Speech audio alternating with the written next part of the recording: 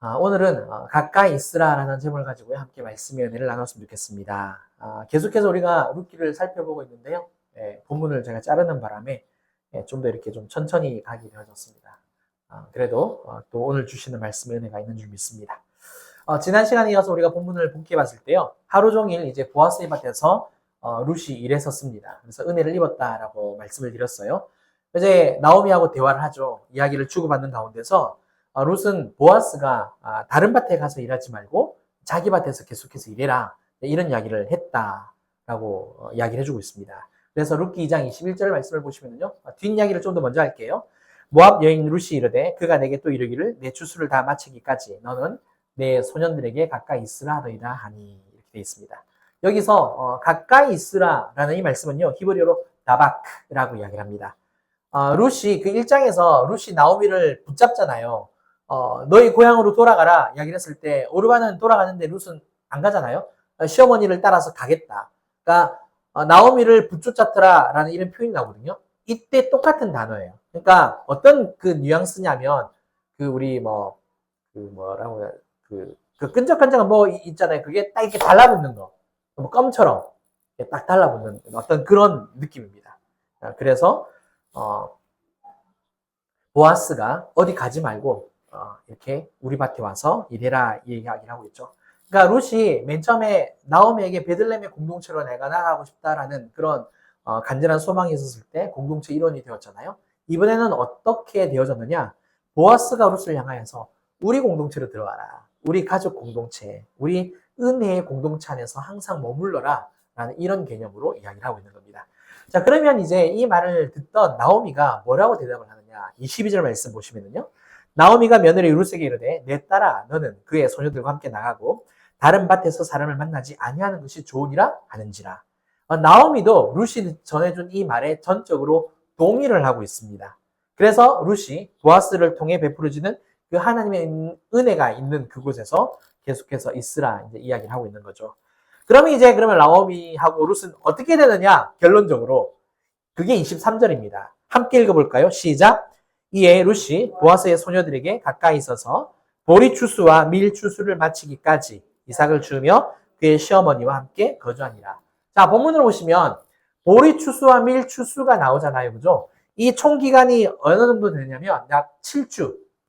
7주일 정도 됩니다. 그러니까 이 말은 뭘 의미하느냐? 최소 7주 동안은 나오미하고 룻에게 있어서 양식 걱정은 없다는 이야기죠. 근데 한번 생각해 볼까요? 왜 최소 7주가 되죠? 기간은 그냥 정확하게 7주거든요. 근데 저는 지금 최소라는 말을 붙였어요. 일부러. 왜 최소 7주가 될까요? 한번 기억해 보세요. 지난 시간에. 첫날 딱 곡식을 주었는데 얼마만큼? 보리 한 에바. 한 10일 분량의 양식이라 그랬잖아요. 한번 생각을 해보세요. 보아스가 그 첫날만 그렇게 은혜를 베풀었을까요? 아니죠. 계속해서 일꾼들한테 계속 뽑아주라고 이야기를 했을 겁니다. 그러면 하루에 거둘 수 있는 양이 물론 이제 좀 들쭉날쭉하기는 하겠죠. 어떤 날은 좀 많이, 어떤 날은 좀 적게 그렇게 되겠죠, 그죠? 근데 기본은 있다라는 겁니다. 그렇다면 7주이기는 하지만 그 양식의 양은 7주로 훨씬 더 넘어가는 그런 일이 벌어진다는 거죠. 최소 7주이지만 룻은 남들보다 더 특별하고 풍성한 은혜를 받았을 것이다 라고 우리는 이렇게 확신할 수 있다는 거죠. 우리도 마찬가지입니다. 우리도 마찬가지예요. 하나님의 은혜가 베풀어지는 그곳에, 아니 우리가 주님께 나아가게 되면 우리가 주님과 가까이 있으면은요, 먹고 마시는 문제뿐만 아니라 영혼의 정신적인 어떤 스트레스, 걱정, 염려 하나님께서 다 해결해 주신다는 겁니다. 넉넉하게 우리가 살아갈 수 있도록. 그래서 하나님은 우리에게 늘 언제나 어떻게 하라고요? 하나님을 떠나지 말고 자신에게 가까이 있으라 라고 우리에게 말씀하신다는 거죠. 따라서 오늘 우리는 하나님께 가까이 있을 때 특별히 어떤 은혜가 임하게 되는가, 이것을 두 가지로 살펴볼 거예요. 두 가지로 살펴보고 마지막에 사실 우리가 하나님께 가까이 있고 싶은데, 그렇죠? 좀 어렵죠? 저만 어려운가 봐요. 네, 그래서 왜 우리가 잘 가까이 나가지 못할까? 자꾸 멀어질까? 이제 그것을 함께 살펴보도록 할게요. 자, 첫 번째 우리에게 주시는 은혜가 뭐냐? 하나님에 대한 인식의 변화입니다. 한번 따라해 볼까요? 하나님에 대한 인식의 변화. 예, 우리의 생각을 바꿔주십니다. 일반적으로 우리는요, 뭔가 그 손에 쥐는 것이나 눈으로 보는 것을 보통 많이 복이라고 이야기를 해요. 그렇죠. 뭐 내 삶에 좀 부자가 된다거나, 오늘 우리 의찬이가 아침에 일어나자마자 게임을 했나 봐요. 주일 아침에도 게임을 하는 목사들. 참 멋있죠? 그래요. 게임을 했는데 자기는 오늘 운이 너무 좋대요. 네. 휘기 캐릭터가 났대. 득템. 그래서 자기는 너무 운이 좋다고 막 그렇게 이야기를 하는 거예요. 자, 눈에 보이는 뭔가가 딱 생겼을 때 우리는 그게 복이다. 진짜 운이다. 막 그렇게 이야기를 한다는 겁니다. 하지만 그보다 더 중요한 게 뭐다? 하나님에 대한 인식이 바뀌는 게 진짜 복입니다. 자, 룻이 하루 종일 보아스의 밭에서 일했다는 말에 나오미가 이런 고백을 하거든요. 룻기 2장 20절 상반절이에요. 한번 볼까요? 나오미가 자기 며느리에게 이르되 그가 여호와로부터 복 받기를 원하노라. 그가 살아있는 자와 죽은 자에게 은혜 베풀기를 그치지 아니하도다 하고. 보세요. 나오미는요. 자신들을 돌봐준 보아스가 하나님으로부터 복을 받기를 지금 간구를 하고 있어요. 고백을 하고 있고 그 다음에 이어서 뭐라고 하느냐. 하나님께서 보아스를 통해 자신의 가정을 외면하지 않으신 그 은혜에 대해서 어떻게 한다? 감사하고 찬양하고 있다. 사실 여기에서 그가 살아있는 자와 죽은 자에게 할 때 그가 문맥적으로 보게 되어지면 보아스로 해석을 할 수가 있고요. 근데 이제 히브리어 어법이나 그 문법으로 해석을 하게 되어지면 관계사, 관계되면서 그런 게 있잖아요. 그죠? 네, 그런 걸로 보게 될 때는 하나님도 가능하다. 그리고 죽은 자에게 은혜를 베풀 수 있는 존재는 하나님밖에 없죠. 그죠? 네, 그래서 하나님이라고 거의 대부분이 이제 해석을 하고 있습니다. 그래서 저도 하나님께 찬양을 드리는 내용이다라고 그렇게 해석을 한 겁니다. 보아스를 향한 축복과 하나님을 향한 찬양의 고백은요. 뭘 말하는 걸까요? 나오미가 지금 나오미에게 어떤 큰 변화가 일어났다는 것을 반증하는 겁니다. 이전까지 나오미는 어땠습니까? 하나님이 자신의 가정을 버리신 줄 알았다는 거죠. 인생의 버팀목이 되었던 남편과 두 아들이 일찍 세상을 떠났습니다. 또 가지고 있던 재산 없어져 버렸어요. 처음에 베들레헴이 있었지만 모압 땅으로 갈 때 재산을 남겨두고 갔을까요? 그렇지 않아요. 다 가져가죠. 그 다음에 땅은 팔고 가죠. 그죠? 그래서 모압 땅에서 살았지만 다시 베들레헴으로 돌아올 때는 그들의 소유가 이제는 없었다라는 거죠. 그렇다면 기업을 물을 수 있는 어떤 사람이 있어야 되는데 그런 사람도 없는 거고요. 어느 누구도 기업을 물어주지 못하면 땅을 이렇게 되찾게 못 찾게 해주면 어떻게 해야 되느냐? 희년이 될 때까지 기다려야 했었습니다. 이게 이스라엘 사람들이 그렇게 삶을 살아야 됐던 거예요. 그 다음에 베들레헴에 양식이 있다는 소식을 듣고 돌아왔어요. 그런데 할 수 있는 게 있었습니까? 이삭 줍는 것 외에는 할 수 있는 게 아무것도 없었어요. 그런데 전혀 생각하지도 않은 일이 생겨난 거죠. 룻이 어느 밭을 갔는데 거기가 보아스의 밭이었고 보아스를 만나서 은혜를 입었다라는 놀라운 반전이 생겼던 거죠.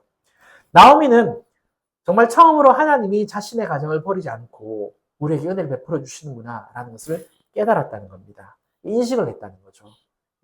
엄밀히 말하면 하나님께서 나오미에게 깨닫게 해주신 거겠죠. 그죠? 자, 하나님에 대해서 깨달음을 얻고 난 다음 그러면 나오미는 어떻게 되느냐? 원래 자기 자신을 사람들에게 뭐라고 불러달라 그랬습니까? 원래 이름이 나오미였는데 마라라 불러달라 그랬잖아요. 쓴물, 쓰다. 그렇게 불러달라라고 이야기하면서 부정적이고 수동적인 사람이었거든요. 왜냐하면 사람이 상처와 고난과 어려움을 당하면 사람이 이렇게 디프레스 되잖아요. 눌려지잖아요. 자신도 모르는 사이에 늘 힘없이 다니지 않습니까? 그런데 보아스를 만났다라는 이야기를 듣고 기운이 생긴 거죠. 그래서 3장부터는 어떤 일이 벌어지느냐? 오히려 이제 나오미가 룻을 리드하는 그런 일이 벌어집니다. 적극적인 사람으로 바뀌어요. 따라서 룻이 보아스를 만난 사건은 하나님에 대한 인식이 바뀌면서 결과적으로 어떤 일이 벌어졌다? 우리가 소위 말하는 그 터닝 포인트? 터닝 포인트가 언제 생깁니까? 생각이 바뀔 때, 인식이 바뀔 때, 그럴 때 삶의 방향이 전환이 되잖아요. 그렇죠. 그냥 삶의 방향이 바뀌는 건 아니란 말입니다. 뭔가가 충격이 있을 때, 뭔가가 발전이 생겼을 때, 깨닫지 못했는 것을 알았을 때 터닝 포인트가 생기는 거죠. 그래서 이 사건이 이들의 가정 가운데 터닝 포인트가 된 겁니다. 사랑하는 성도 여러분, 그러면 이제 한번 우리한테 질문을 해볼까요? 저와 여러분들은 우리는 하나님에 대해서 어떻게 생각을 할까? 혹시 내가 믿는 하나님은 좀 무서운 하나님이다. 좀 두렵다. 아니면 혹시 다른 사람들이 경험하는 것과는 비교할 수 없을 정도로 하나님은 나한테 진짜 세세하게 대해주신다. 혹시 그런 분 계십니까? 누구한테 들은 적이 있어요. 자기 자신에게 하나님이 너무 엄격하게 대하시더라. 간증도 제가 그렇게 들어본 적이 있습니다. 정말 그 유명한 그 내려놓음 그 책 쓰신 분 있지 않습니까? 그죠? 예. 이용규 선교사님이신가요? 예. 그분이 간증할 때 기억이 나요. 자기한테는 그렇게 하나님이 엄격하게 대하시더래요. 엄격하게. 남들은 조금 이렇게 허용을 해주시는 것 같은데 자기한테는 그렇게 딱. 예. 근데 나중에 깨달았대요. 하나님이 자신을 그렇게 사랑하셔서 정말 거룩한 삶을 사는 것을 원하셨다. 이제 그런 이야기를 하시더라고요. 아무튼 본인한테는 그러셨대요. 자, 다시 돌아와서 내 삶에 또 내 인생의 터닝 포인트가 될 정도로 정말 하나님에 대한 인식이 늘 바뀌고 계십니까? 하나님을 그렇게 가까이 만나고 계십니까? 정말 그런 순간순간들이 얼마나 있으십니까? 요한복음 4장을 보면은요, 사마리아 땅 수가성에 사는 한 여인이 나와요. 이 여인은 어찌 보면, 나오미보다 훨씬 더 불쌍한 인생을 사는 정말 비참한 여인이지 않을까? 그런 생각을 해봅니다. 왜 그러느냐? 무엇에 그렇게 목말랐는지 남편이 몇 명이었다? 처음에 5명이었어요. 5명이었는데 그 5명을 통해서도 인생의 만족을 못 얻었단 말입니다. 그래서 계속해서 남자가 바뀌었다는 이야기죠. 그러니까 5명이 된 거죠. 그런데 나중에 어떤 일이 벌어집니까? 1명을 더 얻죠. 그죠? 네. 그러니까 예수님과 만나면서 이야기를 하는데 지금의 남편도 내 남편이 아니다라는 그 이야기를 하면서 결론적으로는 6번째 남자를 지금 만나고 있구나라는 것을 우리가 알 수 있죠. 우리가 그런 여자, 그런 남자들에게 어떻게 이야기합니까? 진짜 너는 능력이 있다. 그럽니까? 그건 아니죠. 그죠? 참, 네 인생 불쌍하다. 그렇잖아요. 네, 그렇죠. 네. 사마리아 여인은 그렇게 비참하고 불쌍한 인생을 산 거예요. 그런데 예수님이 이 여인을 만나서 어떡합니까? 물을 달라라고 물 좀 달라라고 이야기를 하잖아요. 이 여인이 이렇게 대답을 합니다. 요한복음 4장 9절 상반절입니다. 사마리아 여자가 이르되 당신은 유대인으로서 어찌하여 사마리아 여자인 나에게 물을 달라 하나이까 하니. 자, 여기서 사마리아 여인은 예수님을 뭐라고 지칭합니까? 유대인이라고 이야기합니다. 자, 이 말 이후에 이제 예수님이 영원히 목마르지 않는 물에 대해서 이야기를 해주세요. 그래서 이 여인이 그 물을 자기도 마시고 싶다라고 이야기를 하잖아요. 그러면서 갑작스럽게 대화 주제가 바뀌어요. 남편으로. 그래서 네 남편을 불러와라 그러니까 이 여인이 뭐라 그럽니까? 나에겐 남편이 없다 그래요. 그래서 예수님이 뭐라고 그러냐면 네 말이 맞다 그래요. 6번째 남편인데도 남편이 아니래. 그러자 자기의 어떤 사생활에 대해서 내가 말을 안 했는데 어떻게 이분이 알지? 라는 그 생각 때문에 어떤 고백을 하느냐? 요한복음 4장 19절입니다. 여자가 이르되 주여 내가 보니 선지자로소이다. 오! 선지자로 바뀌었어요. 선지자로. 유대인에서 선지자로. 자, 선지자라는 생각이 딱 드니까 또 대화 주제가 확 바뀌어버립니다. 뭘로 바뀝니까? 예배로 바뀌어요. 우리가 잘 알고 있는 그 예배. 그래서 예배에 관련된 이야기를 쭉 하다 보니까 이 사마리아 여인이 진짜 이제는 예수님이 누구신지를 깨닫게 되어지는 거죠. 자, 다 함께 읽겠습니다. 요한복음 4장 29절. 시작. 내가 행한 모든 일을 내게 말한 사람을 와서 보라. 이는 그리스도가 아니냐 하니. 사마리아 여인은요. 들고 왔던 물동이를 버려두고 동네방네 다 돌아다니면서 나의 모든 사생활을 다 아는 사람이 나타났다. 그리스도가 나타났다. 내가 그리스도를 만났다라고 막 이야기를 막 돌아다니면서 하죠. 보세요. 사마리아 여인에게 인식의 전환이 생겼어요. 패러다임에 어떤 전환이 생겼습니다. 예수님에 대해서 유대인이라고 이야기를 했다가 좀 더 대화를 하고 보니까 이분이 유대인인데 선지자 같은데 근데 선지자라고 생각했는데 그게 아니에요. 그리스도라고 깨닫게 되어졌다는 거죠.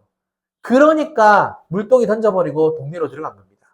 결국에는 어떤 일이 벌어진지 아십니까?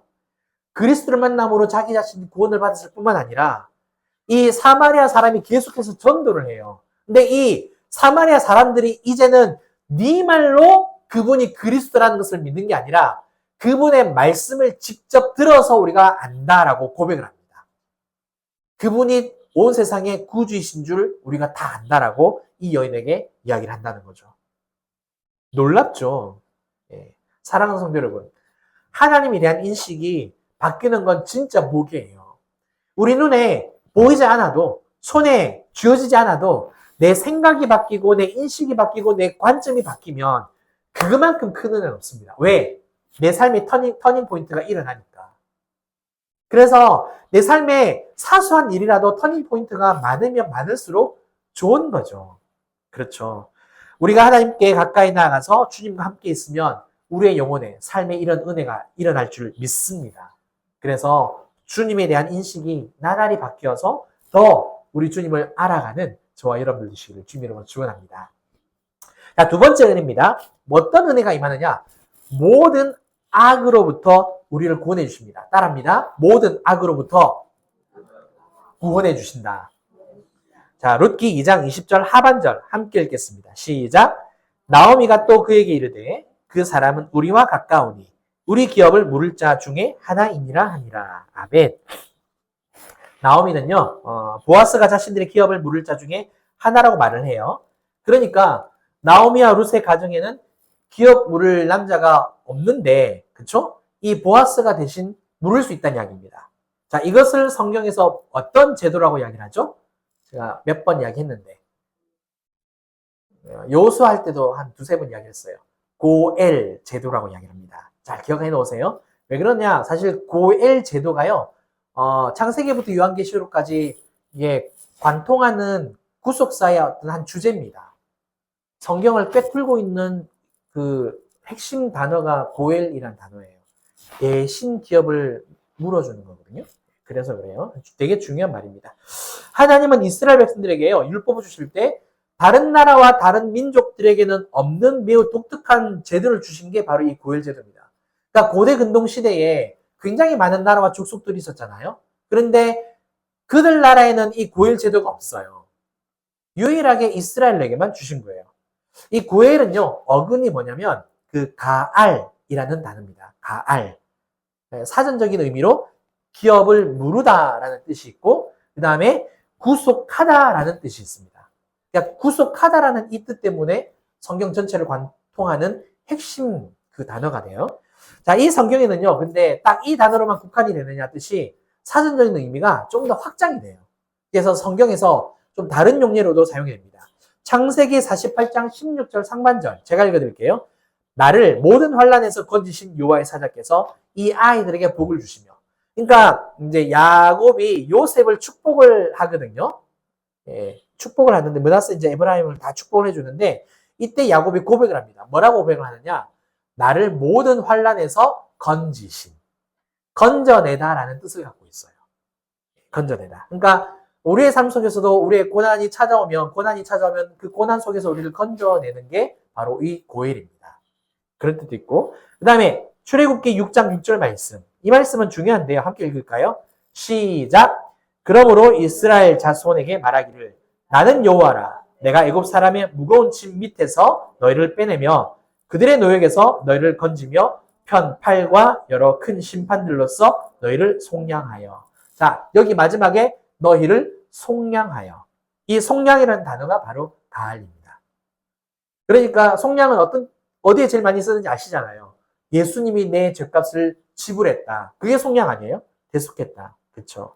정리를 하면 이래요. 정리를 하면 딱 이렇습니다. 정치, 경제, 사회, 그리고 어떤 물리적인 억압이나 박해로부터 나를 구원해 주시는 거. 이게 가알, 고엘. 그 다음에 조상들에게 하나님의 백성이 되게 해주시는 거. 속량이라는 뜻이 있기 때문에 하나님의 백성이 되게 해주시는 게 이 또 고엘이고요. 그 다음에 조상들에게 맹세하신 땅으로 인도하시고 그 땅을 기업으로 주시는 것도 이 가알이라는 단어 안에 다 들어갑니다. 뜻이. 그래서 이 가알이라는 단어가 사용이 되어졌고 점차 발전하여서 고엘 제도로 이렇게 정립이 된 겁니다. 따라서요, 이 고엘 제도는 이스라엘 사람들로 하여금 친족들의 피를 무르는 책임과 의무가 부여돼요. 그러니까 피해 복수. 우리 여호수아 때 배웠죠, 그죠? 그 도피성 제도. 이것 때문에 이제 고엘 제도가 적용이 되는 거고요. 다른 사람의 종이 그 다른 사람의 종이 된 친척을 다시 데리고 올 수 있는 책임과 의무도 이 고엘 제도 안에 들어가고요. 그리고 잃어버린 땅을 기업으로 물을 수 있는 책임과 의무도 이 고엘 제도에 들어가게 됩니다. 따라서 나오미가 보아스를 향하면서 말하면서 우리 기업을 물을 자라고 딱 이야기한 거잖아요. 그러니까 단순히 땅만 물러주는 사람이 아니라 어떤 환란이나 악으로부터 보호해주고 지켜줄 수 있는 사람. 우리를 어떤 그 삶의 큰 안전의 울타리 안으로 이렇게 보호해주는 사람이라는 그런 의미를 가지고 있는 거죠. 그러면 우리 사랑하는 성도 여러분, 우리에게도 이런 분이 계시잖아요. 누구시죠? 하나님이시죠. 예수님이십니다. 하나님은 예수님을 통해서 우리의 죄값을 다 속량하셨어요. 우리는 더 이상 죄의 지배를 받지 않고요. 주님 안에서 자유할 수 있게 되었습니다. 또한 우리에게 고난이 찾아오면 어떡합니까? 그 고난 가운데 그냥 고난 다 받아라 이러시던가요? 아니죠. 기도하고 부르짖으면 또 응답해 주시고 고난을 빨리 지나가게 하시든가 또 다른 살 길을 우리에게 허락해 주시잖아요. 그렇게 우리를 지켜주시고 보여주시고 또 악한 길로 가지 않도록 악에서 구원해 주시는 은혜도 우리에게 허락해 주신다는 겁니다. 그럼 어떻게 되느냐? 진정한 고일 되시는 그 하나님께 감사하고 찬양해야 되지 않을까요? 그런데 우리의 삶에는 찬양과 감사가 자꾸만 줄어든다는 거죠. 그게 너무나도 안타까운 우리의 현실이라는 이야기입니다. 사랑하는 성도 여러분, 날마다 하나님을 찬양하면서 감사하면서 살아주셨으면 좋겠습니다. 어려움과 힘든 일이 있을 때 정말 억지로라도 힘을 내어서 찬양을 해보세요. 그러면 힘이 나게 되어집니다. 왜? 찬양은 하나님이 받으시는 놀라운 은혜가 있으니까. 그래서 늘 감사하며 찬양하는 삶을 살아가는 저와 여러분들이었으면 좋겠습니다. 자, 그럼 이제요, 마지막으로. 아까 처음에 말씀드렸던, 왜 우리는 하나님께 가까이 하고 싶은데, 그렇게 우리의 인식도 바꿔주셔서 터닝 포인트도 주시고, 또 구원을 넘어서 이 땅의 삶의 질도 바꿔주시는데, 왜 하나님을 가까이 하지 못할까? 왜 자꾸 멀어질까? 왜 세상이 더 익숙해질까? 그 이유가 뭘까? 답은 간단해요. 나 같은 사람이 이런 사랑을 받아도 되나? 라는 이런 감격이 사라지기 때문에 그렇습니다. 감격이 사라져서요. 다시 말해서 하나님과 우리 사이에 굉장히 중요한 게 있다면 감격이에요. 감격인데 이 감격이 사라지면 하나님으로부터 멀어집니다. 그 원리를 한번 설명을 해볼게요. 우리는 비교를 참 좋아합니다. 좋아한다라기보다 비교를 많이 합니다. 그렇죠. 혹시 비교 안 하시는 분 계세요? 어른들이나 아이들이나 누구나 다 비교를 해요. 그러면 왜 비교하죠? 감격이 사라져서요. 감격이 사라지니까요. 다른 물건이 더 좋아 보이는 거고요. 다른 사람이 자꾸 눈에 들어오는 거예요. 한번 예를 들어서 아이들 한번 예를 들어 볼까요? 아이들에게 어린이날이라고 선물을 사줬어요. 자, 며칠 동안 기뻐할까요? 진짜 길면 하루예요. 진짜. 길면 하루고 금방 이게 떨어지면 몇 시간 놀다가 더 이상 안 갖고 놀아요. 그 다음에 또 다른 장난감 사달라 그런다든가 그 다음날 학교를 갔네. 학교에서 우리 엄마 아빠가 뭐를 사줬다 그러면은 그 다음날 와가지고 그거 사달라 그래요. 아이들이 그래요. 그쵸? 처음에는 기뻐요. 고마워해요. 아빠 엄마 감사합니다. 고맙습니다. 막 그래요. 신나게 놀아. 그런데 감격이 사라지면 또 다른 게 보입니다. 친구께 보이고 친구는 뭘 받았다라는 것 때문에 질투하게 되고 나도 그거 사달라고 또 뗐어요. 그러면 애들만 그래요? 좋은 옷 입었어요? 샀어요? 며칠 입다가 또 다른 옷이 눈에 보이지 않던가요? 쇼핑하러 또 가시잖아요. 음식을 맛있게 먹었어요. 우와, 이 집 되게 맛있다. 다음에 또 오자. 또 갔어요. 아, 이제 좀 식상한데? 또 다른 집 찾으러 갈까? 뭔지 아시겠죠? 네. 옷에 대한 어떤 만족감이나 감격이 처음에는 있었는데 사라진 거고요. 그러니까 또 쇼핑하러 가는 거예요. 맛있는 음식을 먹었는데 처음에 그게 너무 맛있어서 감격스러웠던 거죠. 만족이 일어났던 거죠. 그런데 자꾸 먹으니까 이제 또 다른 거. 감격이 사라진 거예요. 왜 비교하느냐? 감격이 사라져서요. 근데 감격이 사라지고 비교하게 되어지면 그때부터는 뭐가 들어온다? 다른 사람이 내 눈에 들어오는 겁니다. 다른 물건이 내 눈에 들어오는 거예요. 하나님과의 관계가 똑같아요. 내가 하나님으로부터 받은 구원이 크고 귀하고 놀라운 것을 항상 체험하고, 와, 내가 진짜 이런 사랑을 받아도 되나? 내가 진짜 이런 은혜를 받아도 되나? 이게 날마다 새로우면 하나님께 늘 감사하고 살 거예요. 근데 이게 사라지면, 오늘은 뭘 또 재밌는 걸 해보지? 오늘은 뭘 좀 이렇게 좀 새로운 걸 해볼까? 자꾸 찾는다는 거예요. 그래서 어떻게 해야 될까요? 세상이 주는 기쁨보다 하나님이 주시는 그 사랑이 더 크다라고 믿어야 되고, 느껴야 되고, 그것을 잃어버리지 않게 우리가 그래도 수고하고 애쓰고 노력해야 된다는 겁니다. 그래야 계속해서 감격할 수 있고, 그래야 세상의 것들이 눈에 들어오지 않는다는 거죠. 성경은 우리에게 말합니다. 성령님이 쉬게 하기까지 나를 어떻게 한다? 사모한다라고, 사랑한다고, 질투하신다고. 그러면 우리는 어떻게 해야 될까요? 날마다 속사람이 새로워질 수 있다라고 우리가 배웠잖아요. 누구로 인하여서? 성령님으로 말미암아. 그래서 늘 기도하셔야 돼요. 하나님, 오늘도 하나님께서 저에게 베푸시는 그 사랑이 새로울 수 있도록 늘 기도하셔야 돼요. 그래서 그 하루를 살아갈 때 그 하루가 새날인 거예요. 이전에 살아보지 않은 그 첫날, 그 새날, 그 감격으로 그 하루를 살아가면 세상이 눈에 안 들어오죠. 그렇죠. 그래도 솔직히 말씀드려서 목사도 그게 힘들기는 해요. 그래도 주님이 말씀하셨으니까 이 말씀을 따라서 믿고 우리가 힘쓰고 애쓰며 나아가야 할 줄 믿습니다. 아멘. 따라서 구원에 대한 감격, 삶 속에서 베풀어 주시는 그 은혜에 대한 감격 절대 잃어버리지 않고 항상 하나님께로 가까이 나아가는 저와 여러분들 되시기를 주님 이름으로 축원합니다. 말씀을 맺겠습니다. 시편 73편 28절을 보면 이런 말씀이 있습니다. 하나님께 가까이함이 내게 복이라. 내가 주 여호와를 나의 피난처로 삼아 주의 모든 행적을 전파하리이다. 보세요. 아삽이 눈을 들어 세상을 보니까요. 악인들이 너무 잘 산다는 거예요. 형통하고 고통 없이 죽고 얼마나 잘 먹고 잘 사는지 항상 평안하대요. 재물이 항상 불어난대요. 성경에 그렇게 기록되어 있습니다. 73편에. 악인들이 잘 사는 것이 질투가 날 정도로. 그런데 성소에 들어갈 때 딱 보니까 그들의 종말이 지옥이다라는 것을 깨닫게 되어지더라는 거죠. 그래서 아삽이 뭐라고 고백을 하느냐? 하나님께 가까이 함이 복이라. 28절이 제일 끝절이거든요. 결론으로 본인이 그렇게 고백을 한다는 거죠. 마찬가지입니다. 하나님을 가까이 하는 우리에게 두 가지 은혜를 주신다 말씀드렸습니다. 첫 번째, 하나님에 대한 인식이 바뀌는 게 진짜 복이다. 그렇죠? 그러면 내 인생에 자꾸만 터닝 포인트가 생겨난다. 두 번째, 구원을 넘어서 모든 악으로부터 나를 건져주신다. 구원해주신다. 보호해주신다. 그리고 마지막에 뭐라고요? 감격이 사라지면 안 된다는 거. 그래서 늘 하나님의 그 은혜에 감격하며 살아가는 저와 여러분들 되었으면 좋겠고, 비교하지 맙시다. 아셨죠?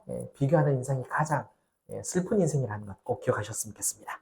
우리 함께 찬양하고요. 기도하겠습니다. 말씀 앞에서 우리 찬양 드리겠습니다.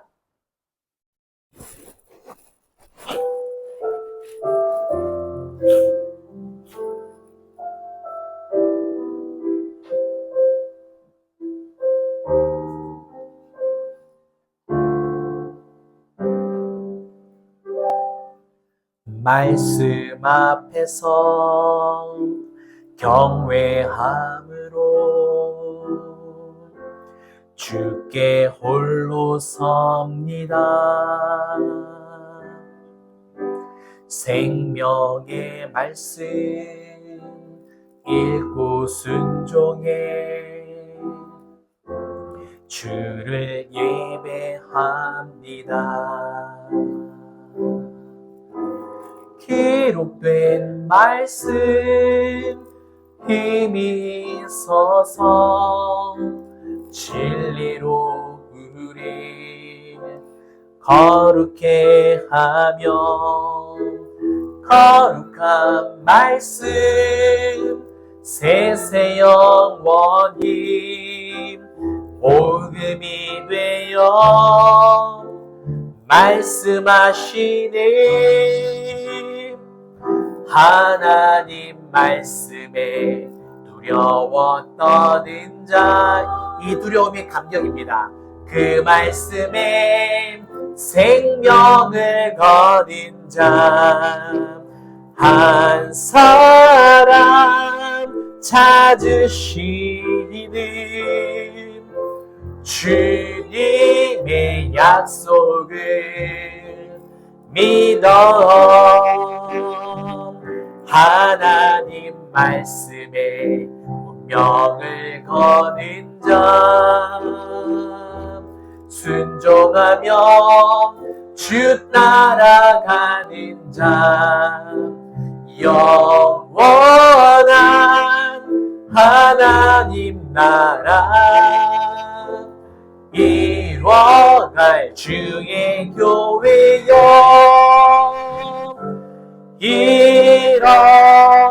일어나라. 우리 함께 기도하겠습니다. 하나님을 가까이 하면 우리에게 두 가지 은혜를 베풀어 주신다라고 본문을 통해서 말씀을 드렸습니다. 첫 번째는 하나님에 대한 인식이 바뀝니다. 전환입니다. 손에 쥘 수 있는 것 일시적인 것 뿐이에요. 그런데 생각이 바뀌고 관점이 바뀌면 정말 그게 영원한 겁니다. 하나님에 대한 인식을 바꿔주세요. 인생의 터닝 포인트가 내 삶에 정말 자주 일어날 수 있도록 하나님 저를 붙들어 주세요. 두 번째, 모든 악으로부터 나를 구원해 주시는 게 진짜 은혜입니다. 내가 아무리 힘이 있고 능력이 있어도요, 삶의 고난이 자꾸 찾아오면 사마리아 여인과 같이 자꾸만 허덕입니다. 어쩔 수 없어요. 그런데 나를 악으로부터 구원해 주시는 그 주님을 만나면 이길 수 있는 힘이 생기겠죠. 그래서 꼭 기억하시고, 또 마지막으로 감격이 사라지면 안 되겠습니다. 늘 비교하지 마시고요. 늘 구원에 대한 그 감격, 내가 정말 이런 사랑을 받아도 되나? 항상 그 은혜로 사셨으면 좋겠습니다. 기도하겠습니다. 살아계신 우리 아버지 하나님, 은혜를 감사합니다. 하나님, 성경은 늘 우리에게 강조합니다. 하나님을 가까이 하라. 하나님께 가까이 하니 내게 복이라. 하나님, 내 안에 거하라. 내가 너희 안에 거하리라. 아버지, 어디를 둘러봐도 항상 하나님을 가까이 하라고 말씀하십니다. 하나님을 가까이 할 때 우리에게 정말 말할 수 없는 큰 복을 주신다라고 하셨습니다. 아버지 하나님이여, 세상의 어떤 물건이나 세상의 아버지 하나님 어떤 만족이 아니라 하나님에 대한 인식, 하나님을 더 알아가는 그 기쁨을 우리에게 주십니다. 아버지, 그럴 때에 우리의 삶의 방향이 바뀌어지는 인생의 터닝 포인트, 삶의 터닝 포인트가 늘 일어난다라고 말씀하십니다. 하나님을 더 깊이 알기 원합니다. 하나님을 더 알기 원합니다. 하나님을 더 만나고 싶습니다. 하나님을 더 깊이 만나서 정말 주님과 동행하는 아버지 그 삶의 은혜가 내 삶에 넘쳐나기를 간절히 소망합니다. 반드시 이루어주시옵소서. 역사하여 주시옵소서. 하나님, 구원을 넘어서 모든 악으로부터, 고난으로부터, 환난으로부터 하나님 건져주시고 지켜주시고, 그 어떤 스트레스를 아버지 하나님 내가 받는다 할지라도 아버지 다른 사람들과 달리 아버지 금방 일어서고 새 힘을 얻고 다시 리프레시 될 수 있는 그 은혜를 주시는 분이 하나님이시고 아버지 능력이 되신 것을 다시 한번 더 깨닫습니다. 아버지 하나님이여, 모든 악으로부터 건져주시는 그 은혜를 날마다 입어서 아버지 하나님 정말 하나님을 사랑하는 사람 되게 하여 주시옵소서. 아버지, 비교하는 인생 되고 싶지 않습니다. 아버지, 비교하면 날마다 아버지 하나님 자신이 처참해지고 비참해지는 그런 인생이 됩니다. 하나님께서 나에게 베푸신 은혜와 구원을 절대 잃어버리지 않는 그 감격 가운데 살아가는 인생 될 수 있도록 주님 축복하여 주시옵소서. 아멘, 아멘, 아멘. 감사합니다. 사랑과 내가 풍성하신 우리 하나님 아버지 감사를 드립니다. 하나님, 우리에게 늘 말씀하십니다. 나를 가까이 하라고, 하나님께 항상 붙어 있으라고. 주님, 늘 우리가 하나님께 붙어 있고 하나님을 가까이 함으로 우리에게 베풀어 주시는 그 큰 축복 누리기 원합니다. 하나님을 더 깊이 알고 하나님에 대한 인식이 정말 늘 바뀌기를 원합니다. 그래서 아버지, 주님으로 말미암아 행복할 수 있는 우리 삶이 될 수 있게 도와주시옵소서. 하나님을 가까이 하게 되어지면 그 어떤 하나님 고난과 환난과 그 악함과 하나님의 시험이 찾아와도 건져내어 주시고 우리를 오히려 원수의 목전하면서 상을 베풀어 주시는 은혜를 베풀어 주신다 하셨사오니 주님, 이 은혜 입고 날마다 승리의 삶으로 감사하게 하옵소서. 감격 잃어버리지 않게 하여 주시고 비교하는 인생은 정말 불쌍한 인생입니다. 하나님, 사탄과 마귀가 늘 비교하지 않습니까? 하나님은 우리를 절대 비교하지 않는 분입니다. 왜냐하면 사랑이시니까요. 그 사랑이 우리 안에 충만하여서 정말 감사 감격하는 우리의 삶이 될 수 있도록 복의 복을 더하여 주시옵소서. 이 모든 것을 감사드리며 지금은 우리 주 예수 그리스도의 은혜와 크신 하나님의 사랑과 성령님의 감화감동, 교통 충만하심이 진실로 하나님을 가까이 하기로 결단하는 사랑하는 우리 모든 성도님들과 또 가정과 일터와 우리 진주빛 교회와 이 나라 이 민족 위에 이제로부터 영원토록 함께 있을지어다. 아멘.